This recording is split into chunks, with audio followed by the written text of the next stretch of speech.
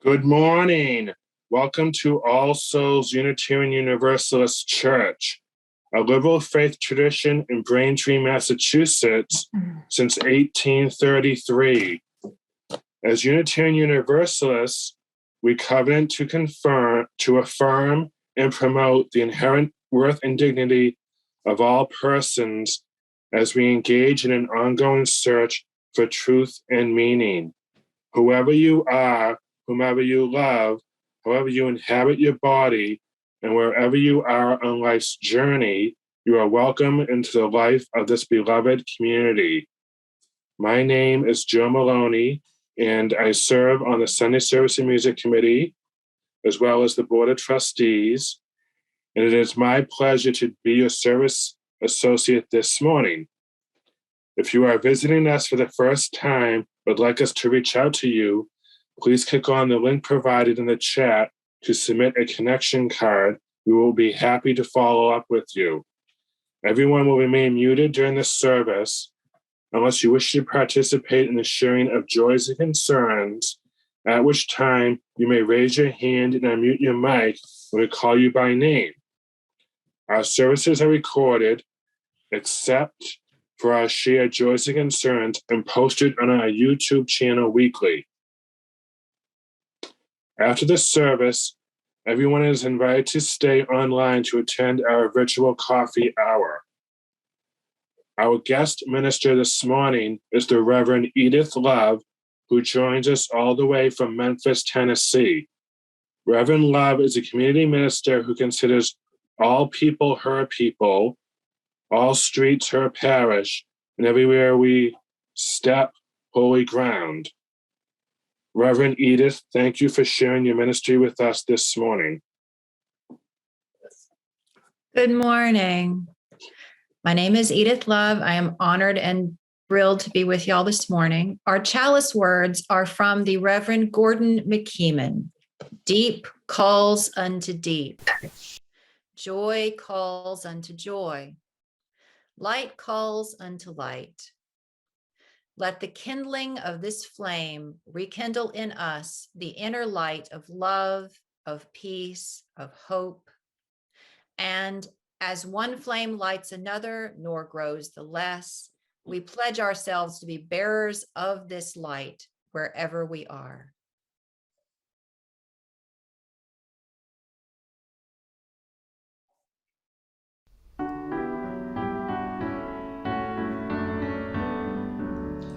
Chalice, chalice, burning bright, help remind us with your light of how we like to live each day, with love and truth helping lead the way.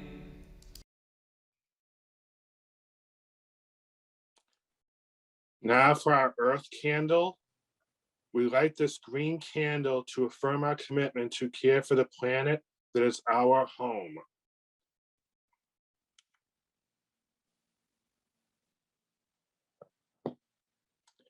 Please join me in reading our covenant. We covenant to create a caring, affirming, and inclusive community that invites us to become our best selves.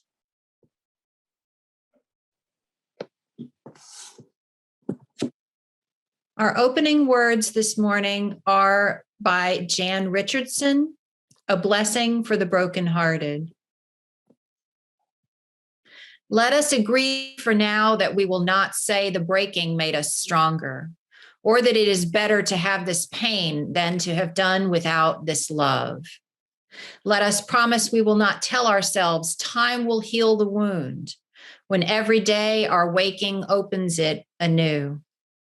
Perhaps for now it can be enough to simply marvel at the mystery of how a heart so broken can go on beating, as if it were made for precisely this, as if it knows the only cure for love is more of it, as if it sees the heart's sole remedy for breaking is to love still, as if it trusts that its own persistent pulse is the rhythm of a blessing we cannot begin to fathom, but will save us nonetheless.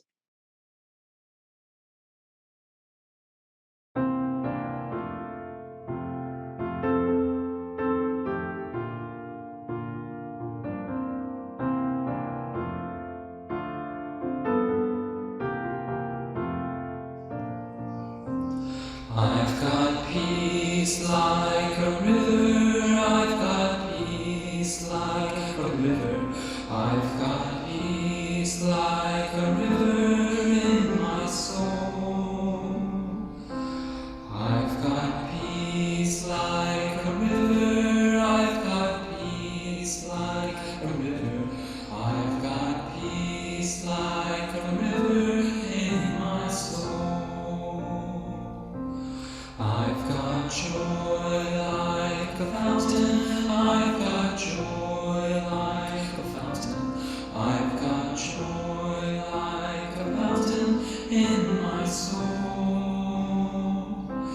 I've got joy like a fountain, I've got joy like a fountain, I've got joy like a fountain in my soul.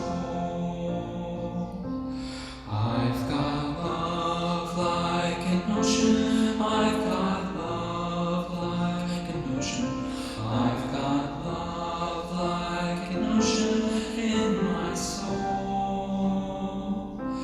I've got love like an ocean, I've got love like an ocean, I've got love like an ocean in my soul.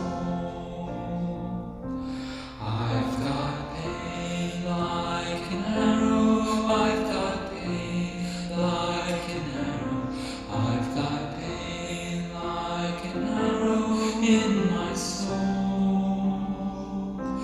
I've got pain like an arrow, I've got pain like an arrow, I've got pain like an arrow in my soul.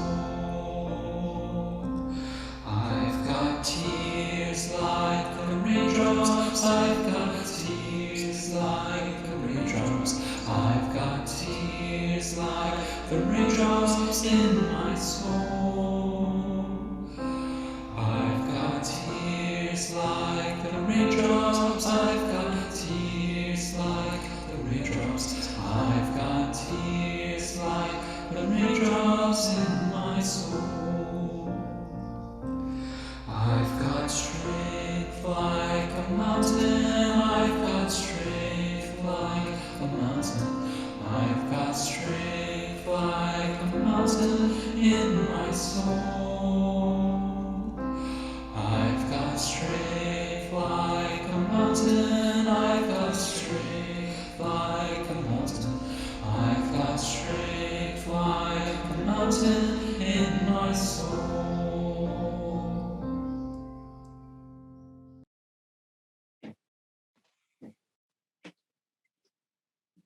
Each week, we take time to share our important joys and concerns so all of us might help carry the burden and join in the celebration. We begin by lighting a candle of joy and a candle of concern. If you wish to share an important joy or sorrow from your heart, I invite you to raise your hand and unmute your mic when we call upon you by name. Or you may enter your joy or concern in the chat, and we will read it aloud for you. I invite anyone at this time who would like to share.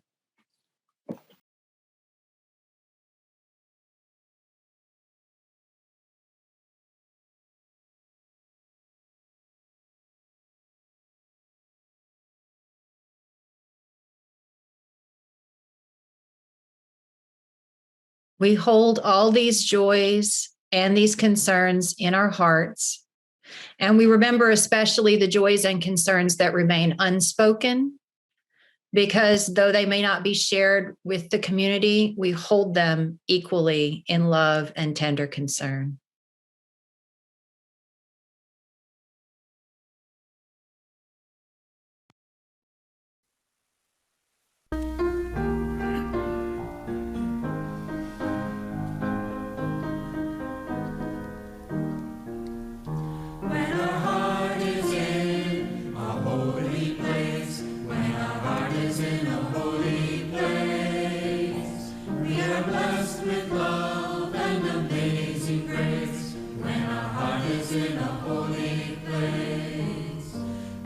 trust the wisdom in each of us, every color, every creed and kind, and we see our faces in each other's eyes, then our heart is in a holy place.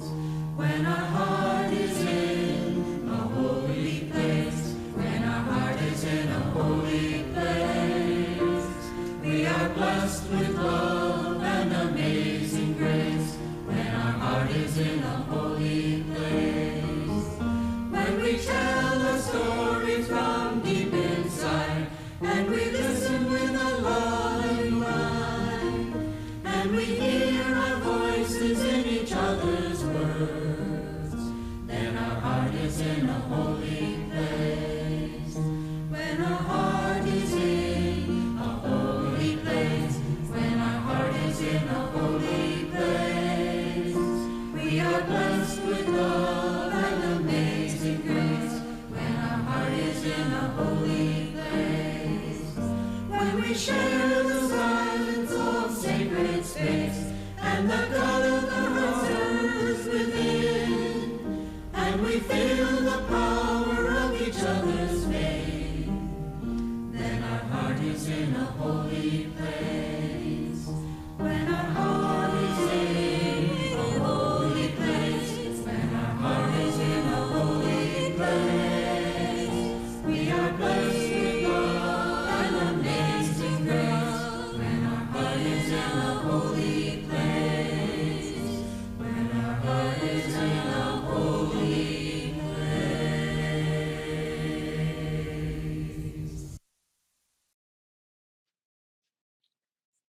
Our reading this morning is from Reverend Joe Cherry. Joy is hard.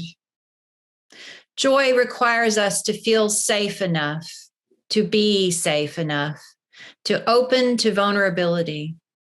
To feel joy, you must be brave. Joy walks into a room after the space has been cleared of shame, cleared of doubt, cleared of self-recrimination. Joy is hard. Joy is hard, and joy is worth the hard work of preparation, preparing oneself and setting down all the defenses, all the shouldas and could'ves, all the should not haves and might haves. Joy is worth the work. You are worth the work. You can start small, the simple pleasure of your favorite tea, the grand freedom of a full belly laugh.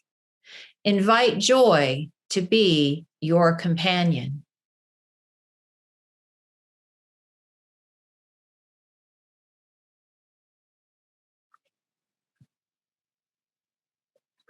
Each week, we have an opportunity to give thanks for the blessings we have received in our lives and in the life of our church community. Our offering is a chance to give back in support of the work and outreach of our church. To submit your offering electronically, you may follow the link in the chat, or you may send it by mail to All Souls Church at the mailing address posted in the chat. At this time, our offering will be given and received.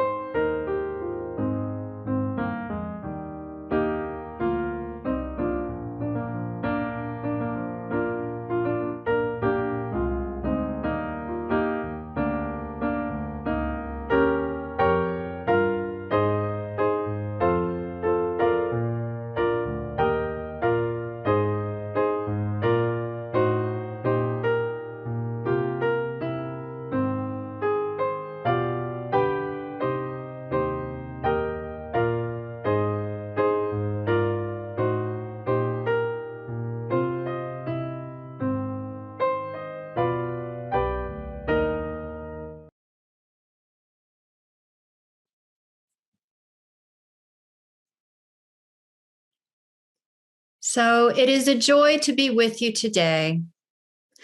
I'd like to explore what it might mean to share lament over any grief and loss that we may feel, and then suggest ways that we might find our way towards joy. What is it about the holidays that makes grief and loss so extraordinarily difficult? Perhaps more so than at any other time of the year. A lot of people around this time might be struggling because perhaps we feel an expectation that we ought to be filled with bliss during the holiday season as we spend time with family. But in all too many of our situations, something is missing or not quite right. Perhaps we have a broken relationship that we don't know how to mend. Maybe we've suffered some kind of change, like we've lost a job or gone through a breakup, or recently received an unwelcome health diagnosis. Some of us may live with chronic pain or other issues which are not publicly shared, but cause us immense pain in our private lives.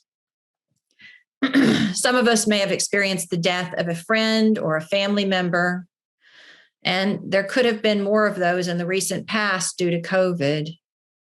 And it doesn't matter how many years it's been since your person died, you still miss them.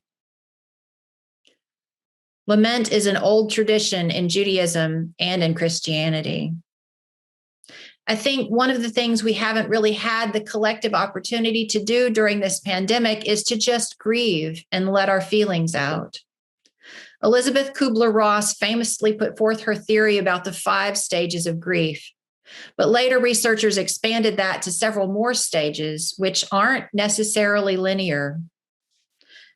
These stages can include shock and denial, pain and guilt, anger, bargaining, depression, reconstruction, working through, and for some people, eventually acceptance and possibly making meaning out of what has happened.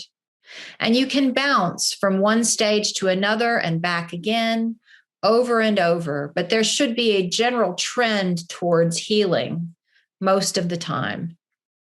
Sometimes folks do get stuck in one spot or another, but we don't as much move on from grief as much as we learn to move forward with it, to metabolize it into our beingness. There's a scene from one of my favorite movies. It's from 1988. You may or may not be familiar with it. The film is called Torch Song Trilogy. In this movie, the main character is gay, and his mother has never really accepted his sexual orientation. His partner, the love of his life, dies in a tragic way. His mother comes to visit him, and he tells her how much he misses his sweetheart, whom he loved for 5 years.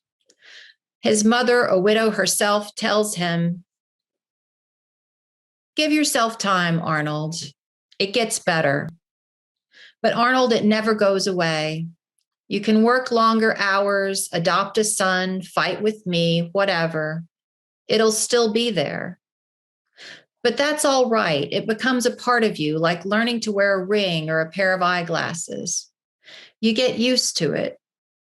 And that's good. It's good because it makes sure you don't forget. You don't want to forget him, do you? So whatever our losses up to this point have been, allowing ourselves to feel is the tiny seed of moving towards healing. Our grief and our losses are a part of us. They're an important part of our life stories. Of course, the common wisdom is that it gets easier, but my experience has been that life itself takes up more of us, and the grief, although it remains, takes up less of us.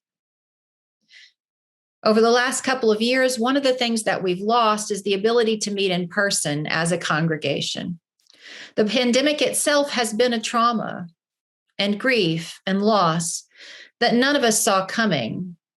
Nobody expected this. Well, okay, perhaps short of a few really smart epidemiologists. This wasn't something that we expected. It wasn't on the horizon. It definitely wasn't part of our plans. At the beginning of all of this, many among us thought, well, it will be bad, but it will pass by winter. Or, well, if we can just get a vaccine, it'll all be behind us. And the reality is we don't know what the future holds. We may be living with this virus for the foreseeable future. It's kind of an open-ended disaster of sorts. And there may not be a concrete, definitive end in sight, if ever. And we know that Zoom is nice, and it's really good being with y'all this morning, but it's not the same as being in person. We can admit that. This is a change that we are forced to deal with. And the uncertainty of the pandemic means we don't know if or when we can safely meet in person again.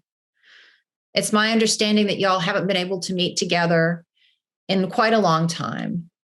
And it's hard to be a community that cannot physically be in the same space.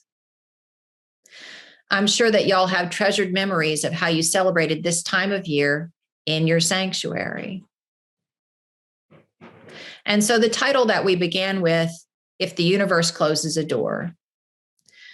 So as if the universe has closed a door, I wonder if perhaps it may open a window.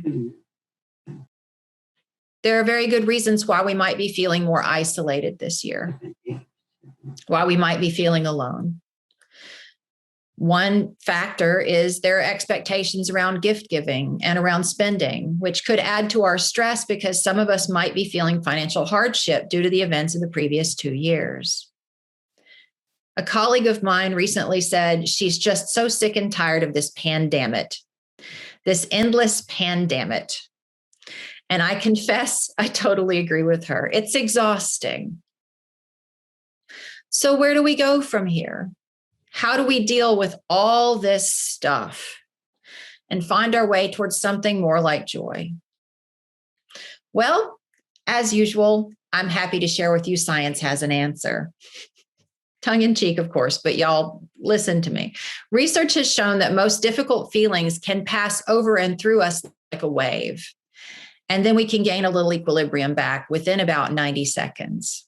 I thought that was crazy when I first read it, but from an article entitled How the 90-Second Rule Can Change Your Life, according to Dr. Jill Taylor, when a person has a reaction to something in their environment, there's a 90-second chemical process that happens in the body. After that, any remaining emotional response is the person choosing to stay in that emotional loop. Something happens in the external world, she continues to say, and chemicals are flushed through your body, which puts it on full alert. For those chemicals to totally flush out of the body, it takes less than 90 seconds. This means that for 90 seconds, you can watch the process happening, you can feel it happening, and then you can watch it go away. After that, if you continue to feel fear, anger, and so on, you need to look at the thoughts you're thinking that are re-stimulating the circuitry that is resulting in you having this physiological reaction over and over again. So the article goes on to say that if we're stuck in an overwhelming emotion longer than that, it's more likely that it's a story we're telling ourselves about the event or the emotion and not the emotion itself. I find this really fascinating because we all tell ourselves stories about things. Somebody cuts us off in traffic, we think, what a jerk, he did that on purpose. But maybe he's completely distracted because he just found out his wife has cancer. How does that change your perception? What if somebody is really rude to you in the checkout line, but you don't know that that person has had their mother become suddenly ill and they don't know how to deal with their feelings? Maybe they just found out that they're going to be fired. They don't know how to handle that. There are stories we tell ourselves that can either help us or hurt us, and part of it's up to us. So I'm wondering if we're able to feel our feelings and not run away from them or try to distract or pretend that they're not there, maybe we can move towards more pleasant emotions. I asked my sister, Joanna, what she thought about moving from grief to joy. We were just casually talking on the phone, and she suggested that it's helpful to visit the Church of the Outdoors, which is admittedly pretty gorgeous for her. She lives in Jackson Hole, Wyoming. We can't all be so lucky. But she says this, as Robert Frost says, the only way out is through. After you sit with it a while and let it gnaw on your bones, the only way I know to loosen its grip is to get moving. Take baby steps, 1 foot in front of the other, a few hundred steps and you're off concrete, a few hundred more and you're past the gravel. Now you're moving up the mountain. And up there, you're not really far from grief, but the world looks different. You can change your perspective.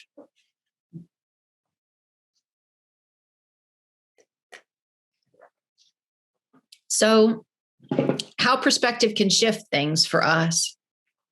We could think that the pandemic is a horrible event causing suffering, death, and destruction, which it has been. Perhaps it has been all of these things, but it also has shown us on a global scale how much we are deeply intertwined on so many levels.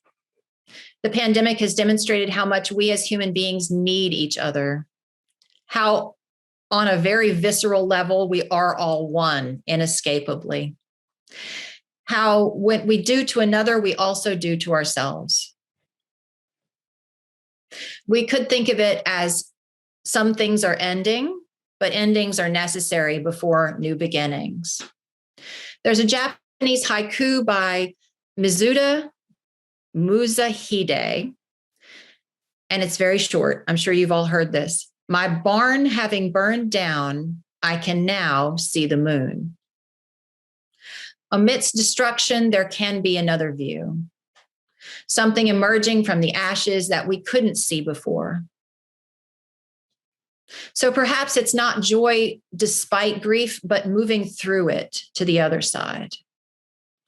What I'm wondering with y'all today is, what if joy was one of the baseline feelings in the universe? What if joy was our birthright as human beings in the world, but we cover it over with layers of complexity and stress and sadness, with evil things like racism and hatred? What if just under the surface was joy, bubbling slightly, waiting for us? What if at any moment we could choose to recognize the potential for joy mixed amidst the sorrow?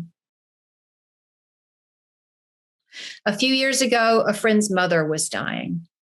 Her daughter went to stay with her in the hospital for a few weeks. Her mother mentioned that she'd always wanted to see the redwood trees on the California coast. And because she had a brain tumor, they both knew she would not ever be able to leave the hospital again. The daughter thought about it, and then she had an idea. She found a video of a train that goes right through the redwood forest. It's called the skunk train. And she said, Mama, do you want to see the trees from the train? We can go right now. And so she pulled her laptop over to the hospital bed and they watched the video together and they hugged and they cried. And then a few months later, after the mother passed away, her daughters and granddaughter went to California and rode that very train and held each other and cried. Their mother was with them on that train in spirit. Can you think of a time when your joy was very near to your sorrow?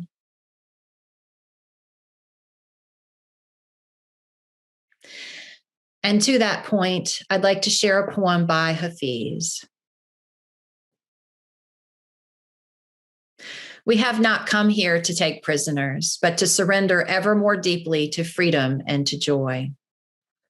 We have not come into this exquisite world to hold ourselves hostage from love.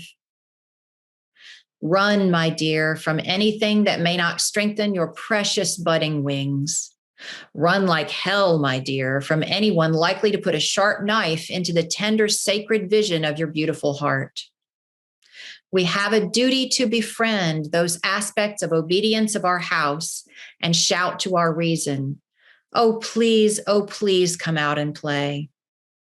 For we have not come here to take prisoners or to confine our wondrous spirits, but to experience ever and ever more deeply our divine courage, freedom, and light. And so, as in the reading we heard before I began, where Reverend Cho Cherry says joy is hard, I think that perhaps we can fight for our joy. Really, each of us is worth it. My friend Bradley Brown says this about the title that we began with. when the universe closes a door. When the universe closes a door, you swear loudly and then you open another one. We're not helpless. We can take action.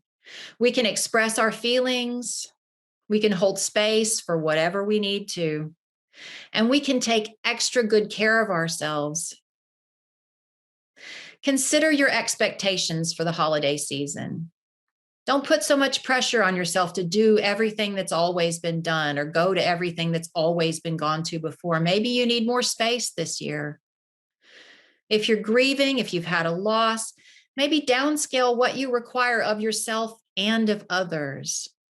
We don't have to drive ourselves so hard. Make sure you give yourself enough rest.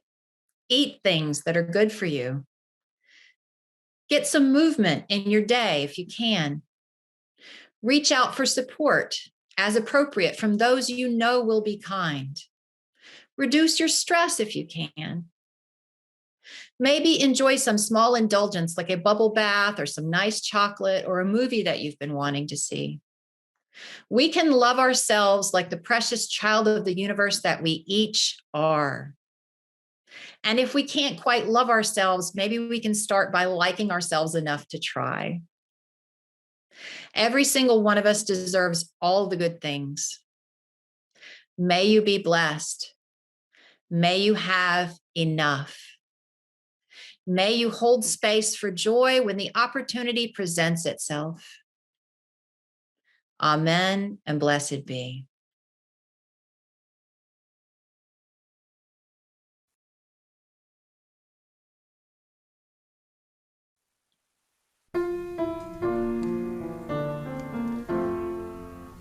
We laugh, we cry, we live, we die, we dance, we sing our song. We need to feel there's something here to which we can belong. We need to feel the freedom just to have some time alone. But most of all, we need those friends we can call our very own. And we believe in life and in the strength of love. And we have found a need to be together. We have our hearts to give, we have our thoughts to receive, and we believe that sharing is an answer. A child is born among us and we feel a special glow. We see time's endless journey as we watch the baby grow. We thrill to hear imagination freely running wild. We dedicate our minds and hearts to the spirit of this child. And we believe in life and in the strength of love. And we have found a time to be together. And with the grace of age, we share the wonder of youth. And we believe that growing is an answer. Our lives are full of wonder and our time is very brief. The death of one among us fills us all with pain and grief.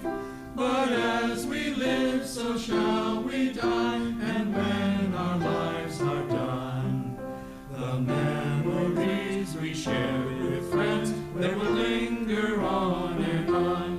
And we believe in life and in the strength of love. And we have found a place to be together. We have the right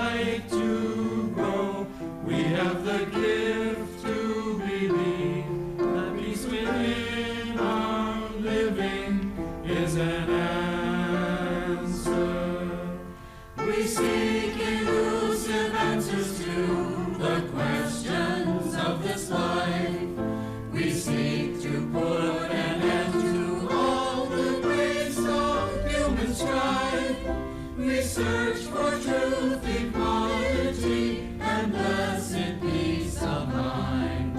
And then we come together here to make sense of what we find. And we believe in life and in the strength of love. And we have found a joy being together. And in our search for peace, maybe we'll finally see, even to question truly is an answer.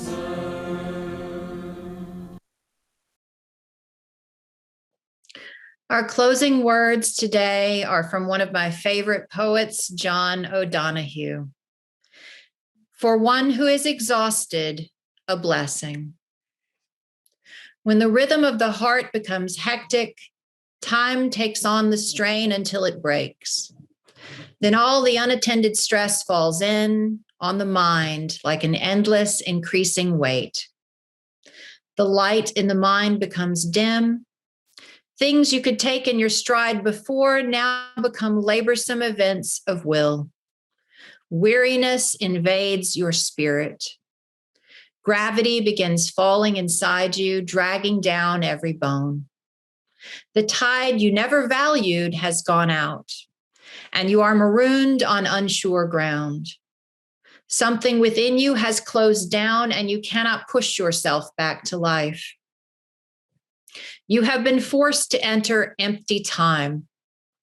The desire that drove you has relinquished.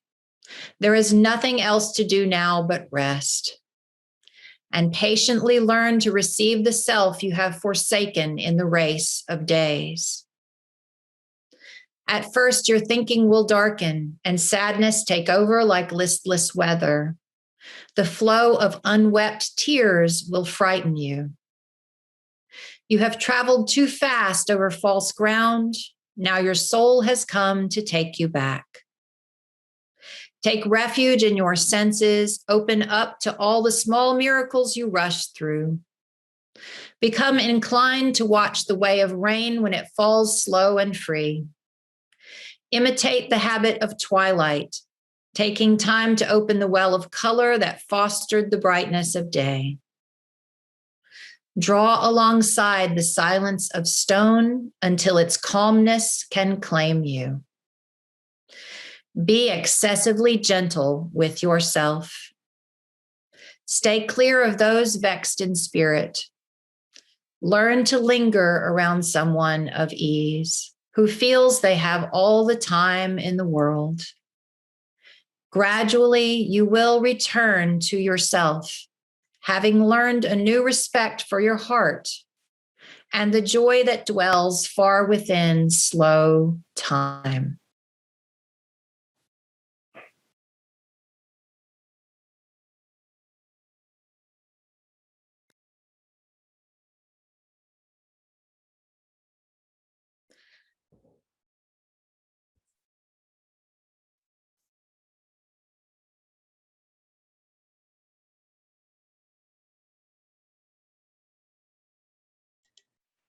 As flame is to spirit, so spirit is to breath, and breath is to song.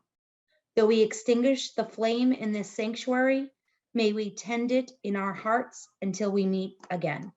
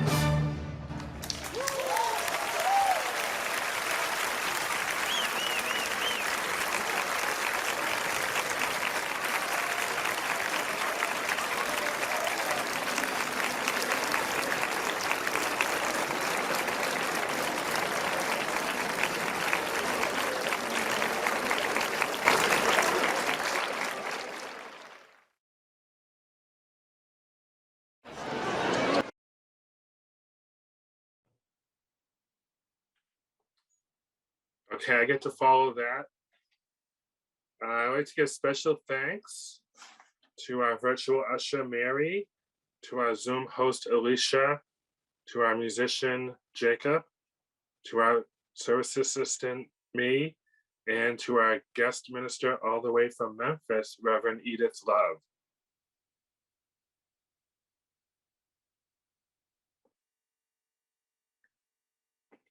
For announcements,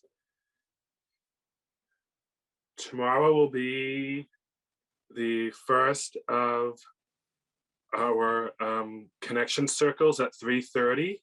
It will be an open conversation. The second connection circle this week is on Friday at 10 o'clock, and the topic is on the sharing of a story of human interest. Tomorrow evening at 6:30, the Sunday Service and Music Committee will be meeting. All are welcome to attend. On Tuesday of this week at 7 o'clock, the book discussion group will be meeting, discussing the book, This Is How It Always Is. On next Tuesday at 7:15, the Social Action and Environmental Committee will be meeting. All our events are online unless otherwise noted.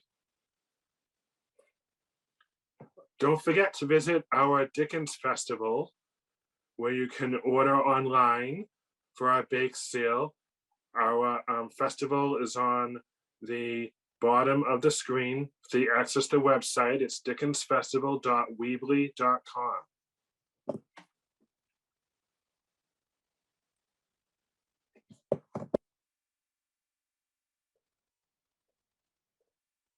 You can also purchase raffle tickets now through December 18th.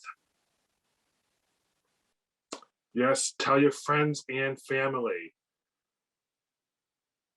Right, so we will have a closing Dickens celebration on Saturday, the 18th of this month from 3 to 5. If you would like to perform, you can contact Sandra and Kelly. If you would like to present a live or video recorded performance, you can send your submission to Kelly, and the video submissions or to express an interest in the live performance are due tomorrow, and you can send your submissions or your interest to Kelly at the email address provided. If you'd like to perform, you can contact Kelly and Sandra. The Board of Trustees is considering resuming hybrid services beginning next month.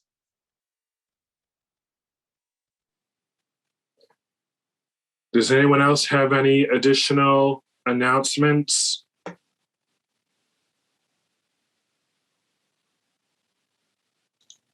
I actually missed a slide. Sorry, guys. Hold on. Okay. In regard to the returning to sanctuary.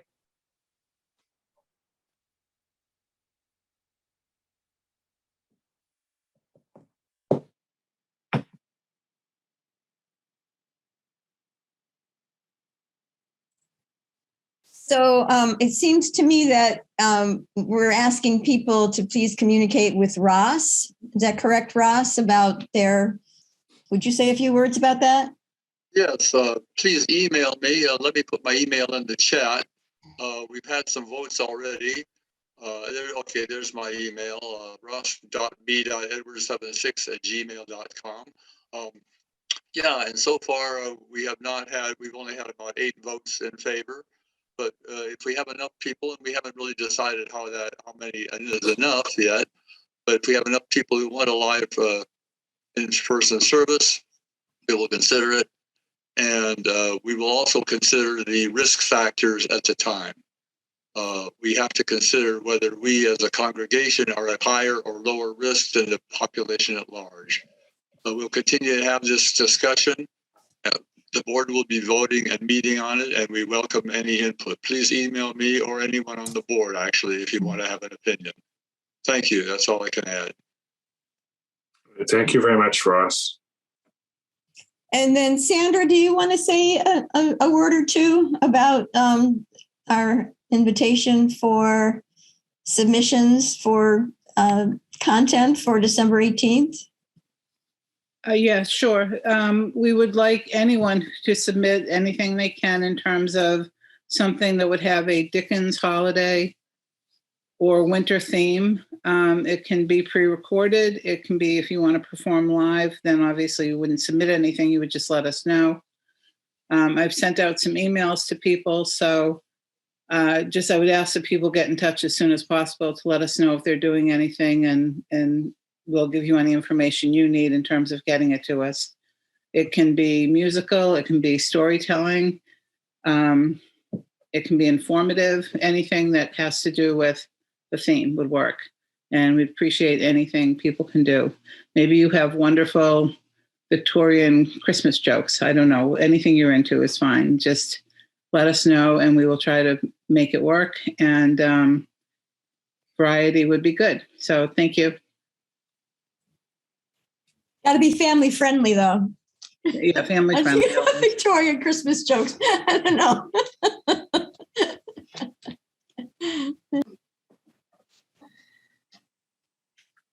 Does anyone else have anything to share?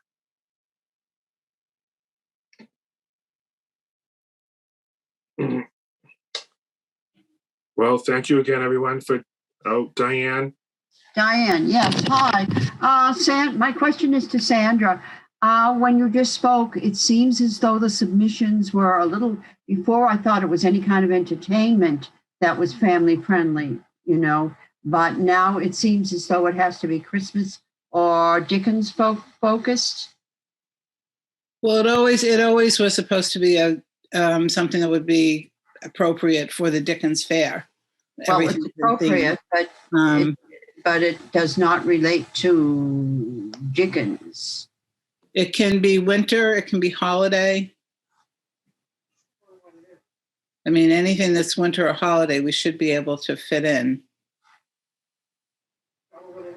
So, well, I viewed the video that Dennis submitted, and even though it doesn't have a holiday gestalt to it, I think that we can, I think it could definitely be considered as a submission. If there's a few things that are off, I think we can live with that. That's just my opinion. But, I agree. Sandra, do I need to get in touch with Kelly, or do you already have me down for reading that piece? So I already have you down for reading that piece. We're meeting and we're going to go over everything. So I wasn't sure if are you doing that live or are you doing it? Oh yeah. Oh yeah. Live. Yeah. If you have if you still need to fill a few minutes, I could read something else. Just tell me if you need that. Okay. And everyone, please, I think it's very exciting what Maureen is doing. She's doing something based on the original Red-Nosed Reindeer. And it's fascinating to me how the story started and then what it developed into. I'm really excited about it. Well, thank you. I'm happy to hear that. And if you don't like Gene Autry, keep those feelings to yourself. I couldn't find anything messy about him, except he not great, but he might have cheated on his wife. But he was such a nice guy; they never reported on it. But I couldn't find anything else, so I looked. And I would say too, last year, some of our great ones were showing your crafts and anything that you would cook for the holidays or any of that type of stuff. I think that's all great stuff. And I thoroughly enjoyed Sarah making her lovely little things. I really wanted one though. We need to have smell-o-vision and food share. That's what we need. Yeah, I haven't heard from Maureen Elstrom or from Jessica, but I'm hoping they're thinking of something they might want to do with their crafts. And if you can film sideways, not up and down. I know most of you know that by now, but if you're filming with your phone, just hold it this way instead of this way. All right, I think that covers everybody and we can move into breakout rooms.